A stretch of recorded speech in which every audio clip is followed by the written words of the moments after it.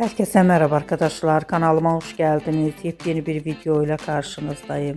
Arkadaşlar bugünkü videomuzda başarılı ve karizmatik oyuncumuz Can Yaman'dan yepyeni görüntüler geldi.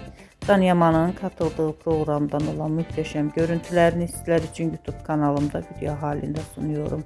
Umarım beğenirsiniz. Arkadaşlar videomu beğendiyseniz kanalımı izlemeyi ve bildirim butonuna basmayı unutmayın. Şimdilik benden bu kadar olsun. Yeni videomuzda görüşmek üzere. Hoşça kalın.